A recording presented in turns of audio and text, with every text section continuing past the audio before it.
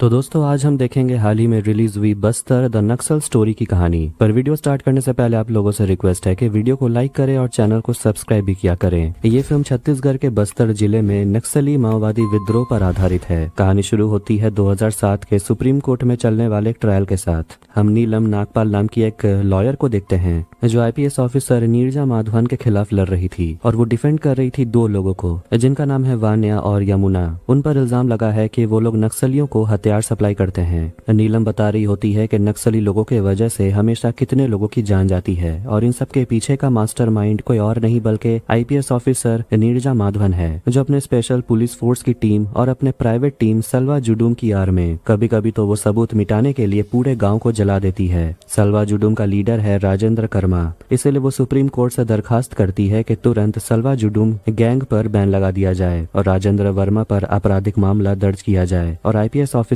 नीरजा को भी तुरंत सस्पेंड किया जाए। इसके बाद हम IPS ऑफिसर नीरजा को देखते हैं जो अपने पति के साथ हॉस्पिटल आई हुई थी क्योंकि वो प्रेग्नेंट है। वो अपना अल्ट्रासोनोग्राफी टेस्ट करवा रही थी और वो अपने बच्चे को देखकर बहुत खुश थी। वो इस हालत में भी नक्सलियों के खिलाफ लड़ रही है। इसके बाद हम छत्तीसगढ़ के कोटम विलेज में मिलिंद कश्यप नाम के एक आदमी को देखते हैं जो सभी लोगों से कह रहा होता है कि उन्हें माओवादियों का साथ नहीं देना चाहिए और न ही उन्हें सलवा जुडूम की जरूरत है। फिर वहाँ पर वो भारत का झंडा फहराकर नेशनल एंथम गाने लगते हैं, लेकिन तभी वहाँ पर नक्सली लोग पहुंच जाते हैं बंदूक लेकर और वो मिलिंद को मारते हैं। उसे पूछते हैं कि उसकी हिम्मत कैसे हुई यहाँ झंडा फहराने की। फिर हम ऑफिसर नीरजा को देखते हैं जो सलवा जुडूम कैंप जाने के लिए निकलती है और वो जिस इलाके में जा रही है वहाँ पर सिर्फ हेलीकॉप्टर के जरिए जा सकता है क्योंकि वहाँ के सड़कें नक्सली लोगों के कब्जे में है। लेकिन तभी उनके हेलीकॉप्टर पर कुछ नक्सली लोग हमला कर देते हैं। फिर हम उस जगह को देखते हैं जहाँ नक्सली लोग अपना अड्डा जमाए हुए थे। वहाँ पर कुछ लोग ट्रेनिंग कर रहे थे, यहाँ तक कि वहाँ काफी सारे हथियार भी थे, कुछ तो दुनिया में बेस्ट हैं। फिर वहाँ पर उनका कमांडो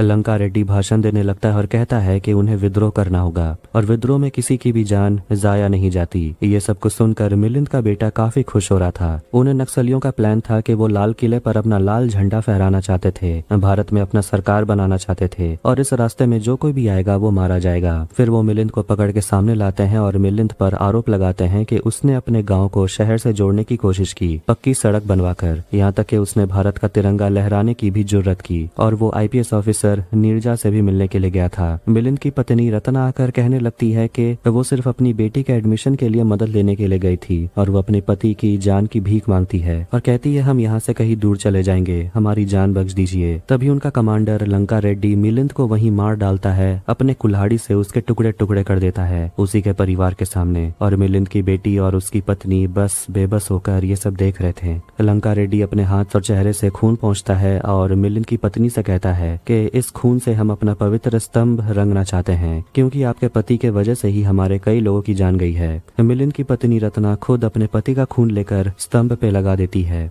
नीरजा अपने टीम के साथ जगरगुंडा पहुंच गई थी सलवा जुडूम के कैंप में, जहां कुछ गांव वालों को रखा जाता है ताकि वो नक्सलियों से बचकर यहाँ रह सकें और बस्तर में ऐसे पूरे 66 कैंप है। फिर हम सुप्रीम कोर्ट के ट्रायल में देखते हैं जहाँ नीलम बता रही होती है कि नीरज ने प्रसिद्ध लेखिका वान्या रॉय और प्रोफेसर यमुना नागर पर फर्जी FIR रजिस्टर किया है, ये कहते हुए कि वो नक्सलियों की मदद करती है, उन्हें फंड्स देती है, उन्हें हथियार सप्लाई करती है। 5 ट्राइबल्स की मौत हुई है और नीरजा ने FIR में इन दोनों का नाम डाल दिया जो कि बिल्कुल झूठ है। दूसरी तरफ हम IPS ऑफिसर की तरफ से लड़ने वाले लॉयर उत्पल त्रिवेदी को देखते हैं जो कहने लगता है कि जब भी गाँव वाले पुलिस को जाकर नक्सलियों के बारे में कुछ भी बताते हैं तो ये दोनों औरत उन गांव वालों की खबर नक्सलियों को दे देती है, जिस वजह से उन गांव वालों की मौत हो जाती है। और वो एक एविडेंस भी दिखाता है जिसमें साफ हो जाता है कि ये दोनों भी नक्सलियों का साथ देती है, जिस पर नीलम कहती है कि ये एविडेंस पढ़कर लगता है कि गाँव वालों को टॉर्चर करके ये सारे एविडेंस लिखवाए गए हैं, इसलिए इस एविडेंस को कोर्ट में स्वीकार नहीं किया जा सकता। जज उत्पल से कह देती है कि उनके पास सही एविडेंस पेश करने के लिए सिर्फ 45 दिन का समय है, तब तक वान्या और यमुना के ऊपर कोई कार्रवाई नहीं होगी। इसके बाद नीरजा पहुंच जाती है राजेंद्र कर्मा से मदद मांगने के लिए और उसे कहती है कि गांव वाले इतने डरे हुए हैं कि वो बात भी नहीं कर रहे, हमें कोई प्रूफ चाहिए होगा कि वान्या और यमुना उन्हीं लोगों ने नक्सलियों को उन 5 गांव वालों के बारे में बताया। तभी राजेंद्र कर्मा कहने लगता है कि वो लोग मिलिंद को भी उठाकर ले गए। फिर हम मिलिंद के पत्नी रत्ना को देखते हैं जो अपने पति के बॉडी के टुकड़े को टोकरी में करके ले जा रही थी। वान्या मिलती है नारायण नाम के आदमी से जो है नक्सलियों का मास्टरमाइंड और वो दोनों ही नक्सलियों के विद्रोह में शामिल हैं और इस विद्रोह को आगे बढ़ाने के लिए वो यूनिवर्सिटी, NGO, फिल्म इंडस्ट्री सभी की मदद लेने का सोच रहे थे। वान्या कहती है कि हमारे कई लोग इन सभी ऑर्गेनाइजेशंस के अंदर काम कर रहे हैं। फिर वहाँ पर दुनिया भर से कई लोगों को बुलाया जाता है, जैसे कि लश्कर आतंकी ऑर्गेनाइजेशन का लीडर, तो कोई है फिलीपींस के पॉलिटिकल पार्टी में काम करने वाला, और वो सभी इस मूवमेंट में मदद करने वाले थे। वहाँ पर लंका रेड्डी भी था, और उसी के बातों से पता चलता है कि वान्या ने ही उन लोगों को 5 गाँव वालों का नाम दिया था जिन्हें उन नक्सलियों ने मार दिया। वो उन दोनों को समझाती है कुछ समय के लिए किलिंग्स रोकनी पड़ेंगी, क्योंकि फिलहाल उन्हें किसी तरह सुप्रीम कोर्ट में ये केस जीतना होगा। मिलिंद की पत्नी अपने पति के शरीर के टुकड़ों को लेकर गांव पहुंच जाती है और उन्हें दफन कर देती है। दूसरी तरफ हम गांव में एक शादी होता हुआ देखते हैं और नारायण उस शादीशुदा जोड़े को आशीर्वाद देता है और उनसे कहता है कि तुम्हारा पहला बच्चा नक्सलियों को समर्पित होगा। कुछ लोग आपस में बैठकर बात कर रहे थे, तभी वहाँ पर एक आदमी आता है ढेर सारा पैसा लेकर, मतलब ये है नक्सलियों का फंड। नारायण उन सभी को बताता है कि इंडिया ने एक नया फोरम शुरू किया है और उन्हें किसी भी तरह इसे खत्म करना होगा। वो ये भी कहता है कि नीरजा उनका कुछ नहीं कर पाएगी और वो अकेले उसे संभाल लेगा। सुप्रीम कोर्ट में नीलम आवाज उठाती है कि बस्तर के मासूम युवाओं को बड़े बड़े गन्स हथियार दिए गए हैं इस मकसद से कि वो नक्सलियों से लड़ेंगे। वो तो अपना नाम भी नहीं लिख पाते, लेकिन जब हाथ में बंदूक है तो लगता है वो किसी को भी मार सकते हैं। जिस पर उत्पल उन्हें वॉल स्ट्रीट जर्नल का एक आर्टिकल दिखाता है कि कैसे कम्युनिज्म के वजह से 10 करोड़ से ज्यादा लोगों की जान गई है, वो भी 10 साल में। ये जितने भी तानाशाही लोग होते हैं वो सभी हिंसा विचारधारा रखते हैं, और ये एक फैक्ट है कि इंसान को आतंकवादी बनने में कम से कम 15 साल का तो समय लगता है। इसीलिए नक्सली बच्चों को छोटे उम्र से ही ट्रेन करना शुरू कर देते हैं। नीरजा मिलिंद के पत्नी रत्ना से मिलती है, जो काफी गुस्से में थी कि उसके पति को क्यों मारा गया, क्योंकि उसके पति ने तो शहर जाने के लिए सड़क बनवाया था, बच्चों के लिए स्कूल बनवाया।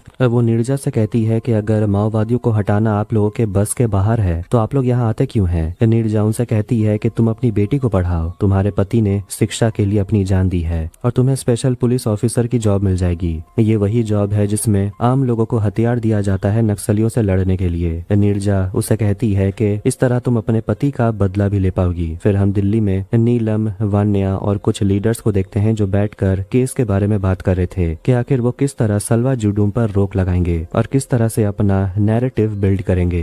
ये सब करने के लिए उन्हें ब्यूरोक्रेट्स, लेखक, बॉलीवुड, इन सब को कंट्रोल करना पड़ेगा और इसमें पैसे बहुत खर्च होंगे, कम से कम 600 करोड़। दूसरी तरफ हम मिलिंद के बेटे रमन को देखते हैं जो अब नक्सलियों के साथ काम करने लगा है। मिलिंद की पत्नी रत्ना अपनी बेटी को एक कैंप में छोड़ आती है जहाँ बच्चों को पढ़ाया लिखाया जा रहा था, और वहाँ के टीचर रत्ना से बात करके समझाते हैं कि तुम अपनी ट्रेनिंग कंप्लीट करो, क्योंकि बस्तर को माओवादियों से मुक्त करना बहुत जरूरी है। उस दिन नीरजा भेष बदल कर जाती है और नक्सलियों के मास्टरमाइंड नारायण को बंदूक की नोक पर पकड़ लेती है। ये सब जानकर लंका रेड्डी काफी गुस्सा हो गया था और उसे ये भी पता चलता है कि सलवा जुडूम उनकी संख्या लगातार बढ़ते जा रही है। नीलम कोर्ट में कह रही थी कि पुलिस ने एक बहुत बड़े स्कॉलर नारायण को अरेस्ट कर लिया है और सलवा जुडूम के लोगों ने उसे कहाँ पकड़ के रखा है ये किसी को नहीं पता। बस्तर के जंगल में आखिरकार चल क्या रहा है? तो वहीं सारे माओवादी नारायण को बचाने के लिए सलवा जुडूम के कैंप की तरफ बढ़ने लगते हैं। नीरजा देख रही होती है कि तब से फायरिंग की आवाज आ रही है और वो समझ जाती है कि नक्सली लोग सीआरपीएफ कैंप को टारगेट करेंगे। इसीलिए वो तुरंत डीसीपी को कॉल करती है और उन्हें कहती है कि लंका रेड्डी कहाँ मिलेगा उन्हें पता है। वो उस पर अटैक करने की परमिशन मांगती है, लेकिन डीसीपी परमिशन नहीं देते क्योंकि उन्हें प्रूफ चाहिए। वो होम मिनिस्टर को कॉल करती है, कहती है कि उन्हें बैकअप टीम चाहिए होगी, लेकिन वो जवाब देते हैं कि रात में कोई टीम वहां नहीं जाएगी। कहीं से भी मदद ना मिलता देखकर नीरजा राजेंद्र कर्मा को कॉल करती है और उनसे मदद मांगती है। दूसरी तरफ हम देखते हैं कि रात में जब सीआरपीएफ ऑफिसर सो रहे होते हैं तभी उनके कैंप में नक्सली लोग हमला कर देते हैं और जला देते हैं। बाहर से वो लोग फायरिंग भी कर रहे थे ताकि कोई भी ऑफिसर बाहर न निकल पाए, और अंदर ही सभी लोग झुलस कर मर जाते हैं। तो वहीं दूसरी तरफ और भी कुछ ऑफिसर्स को लंका रेड्डी लाइन से उनको गोली मार देता है। बस्तर में जो कुछ भी हो रहा था इसका असर दिल्ली में भी देखने को मिला। एक यूनिवर्सिटी में लाल झंडे वाले नक्सली इसका जश्न मना रहे थे और वो लोग कहते हैं कि उन्होंने 76 लोगों को मारा है। उन लोगों के बीच में वानिया भी होती है जो नक्सलियों के विद्रोह को सफल होता देखकर बहुत खुश थी। सीआरपीएफ ऑफिसर्स के मरने पर नीरजा बहुत ज्यादा गुस्से में थी। हद तो ये है कि कोई भी उसकी मदद करने के लिए सामने नहीं आया। 76 लोग नहीं बल्कि 76 परिवार बर्बाद हो गए। फिर एक न्यूज चैनल में डिबेट में हम देखते हैं जहां राजेंद्र कर्मा वानिया के ऊपर आरोप लगाता है कि वो नक्सलियों से मिलने के लिए जाती है और वो उनके विद्रोह को सफल होता देखकर वो बहुत खुश भी है, जिस पर वो झूठ कहने लगती है कि मैं तो उनसे मिलने जाती हूँ क्योंकि मैं एक राइटर हूँ, मैं सिर्फ रिसर्च करने के लिए उनके पास जाती हूँ। वहाँ जो रिपोर्टर होता है वो भी वानिया से मिला हुआ है, मतलब कि वो भी नक्सलियों के सपोर्ट में ही खड़ा है। वानिया कहती है मैं तो बस्तर आती हूँ ताकि वहाँ शांति का माहौल बने रहे। राजेंद्र उसे कहता है कि आप आइए ही मत, बस्तर में शांति बने बने रहेगी। नक्सलियों के साथ मिलिंद का बेटा रमन भी ट्रेन कर रहा था। दूसरी तरफ मिलिंद की पत्नी रत्ना वो भी खुद को तैयार कर रही थी और वो लंका रेड्डी को मार कर छोड़ेगी। डिबेट में राजेंद्र वर्मा अपने मूवमेंट के बारे में बता रहा था कि वो सलवा जुडूम नाम से एक सेना चलाता है जो गांव वालों को नक्सलियों से बचाते हैं, लेकिन आखिर कब तक वो नक्सलियों से फूल से लड़ते रहेंगे? कभी न कभी तो उन्हें हथियार उठाना पड़ेगा। इसलिए उन लोगों ने हथियार उठाया मजबूरन। वो कहता है कि उसने खुद अपने 90 लोगों को खोया है और जब वो नाम सबका बोलने लगता है तब रिपोर्टर ब्रेक पर जाने का समय हो गया ये कहता है। अब होम मिनिस्टर नीरजा से जवाब मांगते हैं कि कल रात आखिर ये सब कैसे हो गया, 76 सीआरपीएफ ऑफिसर्स की जान कैसे चली गई। नीरजा सारा इल्जाम होम मिनिस्टर पे ही लगा देती है और कहती है आपके वजह से तो ये सब हुआ।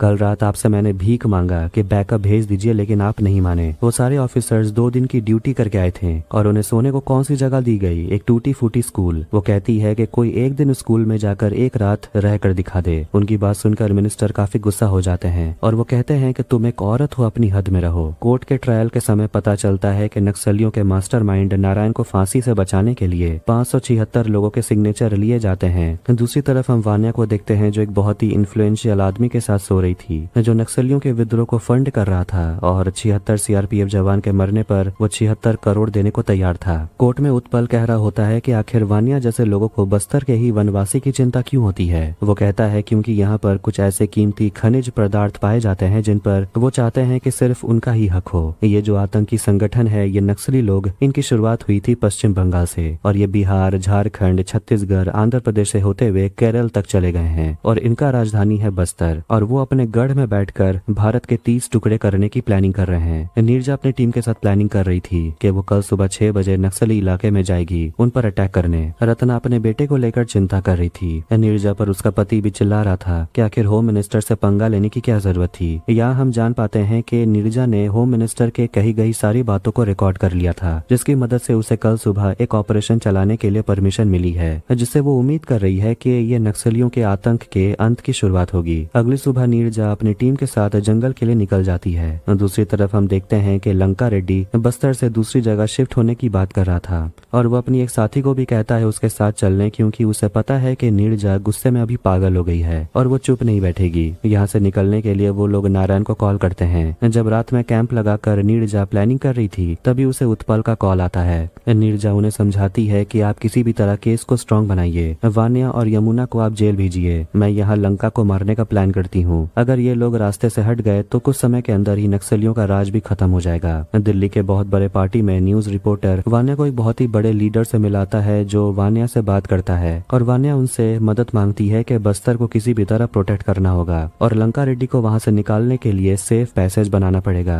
नीरजा प्लान बनाती है कि आज वो लंका रेड्डी को नहीं छोड़ेगी और उसे बॉर्डर क्रॉस करने देगी नहीं। दूसरी तरफ लंका रेड्डी दिल्ली से खबर आने का इंतजार कर रहा था ताकि उसे सेफ पैसेज के बारे में पता चले कि उसे महाराष्ट्र जाना है या आंध्र प्रदेश। सुप्रीम कोर्ट में ट्रायल चल रहा था जिस पर नीलम नीरजा के ऊपर ही आरोप लगा रही थी कि वो स्पेशल पुलिस ऑफिसर्स को अपने मुताबिक इस्तेमाल कर रही है और इसीलिए नीरजा को तुरंत सस्पेंड कर देना चाहिए। उत्पल कहता है कि बस्तर में अगर हमने अपने ही देश का झंडा अगर फहराया तो हमारे टुकड़े टुकड़े कर देते हैं। छत्तीसगढ़ में 80 किलोमीटर की सड़क बनाने पर उन नक्सलियों ने 76 सीआरपीएफ लोगों की जान ले ली। देखा जाए तो यह हत्या ही है। वो ना स्कूल बनने देते हैं ना हॉस्पिटल बनने देते हैं। वो ये भी कहता है कि ऐसे कुछ एरियाज है जहाँ पैरामिलिट्री फोर्स घुस भी नहीं सकती और इसीलिए उनकी मदद के लिए ही ये स्पेशल पुलिस ऑफिसर्स बनाए गए हैं और इसीलिए अब उन्हें बैन करने की साजिश हो रही है। ये लोग देश के सारे विभाग में दीमक की तरह घुस गए हैं और अगर सोचिए अगर ये लोग सत्ता में आ गए तो क्या होगा। इसीलिए अगर देश को बचाना है तो सलवा जुडूम स्पेशल पुलिस ऑफिसर्स की टीम को सशक्त बनाना होगा। आखिरकार बस्तर के जंगलों में नीरजा की टीम का सामना नक्सलियों से हो जाता है और उनकी बीच गोलीबारी शुरू हो जाती है जिनमें दोनों की तरफ से कई सारे लोग मारे जाते हैं और नीरजा को भी गोली लग जाती है। सुप्रीम कोर्ट अपना फैसला सुनाती है और वानिया और यमुना के ऊपर जो फेक एफआईआर दर्ज किया हुआ था उसे वापस ले लिया जाता है। वो ये भी वर्डिक्ट सुनाते हैं कि स्पेशल पुलिस ऑफिसर्स का इस्तेमाल करने से बैन कर दिया जाएगा और सलवा जुडूम पर भी रोक लगा दी जाती है, जिससे उत्पल काफी निराश हो गया था। हॉस्पिटल में देखते हैं कि नीरजा की हालत अब ठीक है। उत्पल उसे मिलने के लिए आते हैं और उसे बता देते हैं कि सलवा जुडूम और स्पेशल पुलिस ऑफिसर्स पर बैन लगा दिया गया है, जिससे हुआ यह है कि अब नक्सली लोगों को खुली छूट मिल गई है और वो अपने रास्ते पर आने वाले किसी भी लोगों को बेझिझक मार रहे हैं। कुछ दिन के बाद हम देखते हैं कि बहुत सारी गाड़ी बस्तर के जंगलों से होते हुए जा रहे थे और ये देखकर नक्सली लोग ताबड़तोड़ गाड़ी पर हमला कर देते हैं। एक गाड़ी से राजेंद्र कर्मा निकलता है जिसे वो लोग गोलियों से भून देते हैं। एक गाड़ी से रत्ना भी बाहर निकलती है बंदूक लेकर, लेकिन उसका बेटा रमन उसके सामने आ जाता है जो अब नक्सलियों का साथ दे रहा था। वो अपनी माँ को कहता है यहाँ से चले जाने के लिए, लेकिन रत्ना लंका रेड्डी को मारे बिना नहीं जाएगी। वो अपने बेटे को समझा बुझाकर वहाँ से ले जाती है और नीरजा के ऊपर जुडिशियल इंक्वायरी बैठती है। लंका रेड्डी कहाँ भाग रहा था इसकी जानकारी मिलने के बाद रत्ना और बाकी के पुलिस फोर्स वहाँ पहुँच जाते हैं और रत्ना उसे मारकर अपने पति के मौत का बदला ले लेती है। लंका रेड्डी भी मर गया इसकी खबर नीरजा को मिल गई थी। इंक्वायरी के समय वो ऑफिसर्स को उनकी गलती गिनाने लगती है और पूछती है कि जब मैंने डीजीपी को कॉल किया उस रात बैकअप भेजने के लिए उन्होंने कुछ नहीं किया, आप लोगों ने क्या एक्शन लिया? जब मैंने होम मिनिस्टर को कॉल किया बैकअप भेजने के लिए उन्होंने कुछ नहीं किया, कौन सा एक्शन लिया आप लोगों ने? जब वानिया ने पब्लिक इंटरव्यू में देश के सिपाहियों को लेकर नफरत उगल रही थी आप लोगों ने क्या एक्शन लिया? जब 76 सीआरपीएफ के मरने के बाद यूनिवर्सिटी के स्टूडेंट्स जश्न मना रहे थे क्या एक्शन लिया आप लोगों ने? वो कहती है कि इन सब में वो अपने बच्चे को खो चुकी है, उसे कुछ और वक्त चाहिए था ताकि वो नक्सलियों को जड़ से खत्म कर सके। शायद इसीलिए आज सभी लोग नीरजा के खिलाफ खड़े हैं, लेकिन वो लेफ्ट लिबरल्स को छोड़ने वाली नहीं है। वो उनसे ही सवाल पूछती है कि अगर उन नक्सलियों में से एक उठकर इस देश को चलाने लगेगा तो आप लोग क्या करेंगे? आपको इस तरह जुडिशियल इंक्वायरी बैठाने की परमिशन दी जाएगी? कभी नहीं। वो कहती है कि छत्तीसगढ़ में से एक गाँव को चुनिए और मैं आपको वहाँ लेकर चलती हूँ, तब वहाँ आप तय करिएगा कि गलत क्या हो रहा है और क्या सही हो रहा है और देखते हैं कि आप लोग वहाँ से जिंदा कैसे निकलते हैं। लेकिन आप लोगों में शायद इतनी हिम्मत होगी नहीं। ये कहकर वो वहाँ से उठकर चली जाती है और पहुँचती है रत्ना और उसके दोनों बच्चों से मिलने के लिए जो अब शांति से अपना जीवन जी रहे थे। और इसी के साथ ये फिल्म यहीं पर खत्म हो जाती है और आज के समय में बस्तर की हालत काफी अच्छी हो गई है। अब वहाँ कई सारे स्कूल्स भी खुले हैं और इस साल पहली बार वहाँ पर तिरंगा झंडा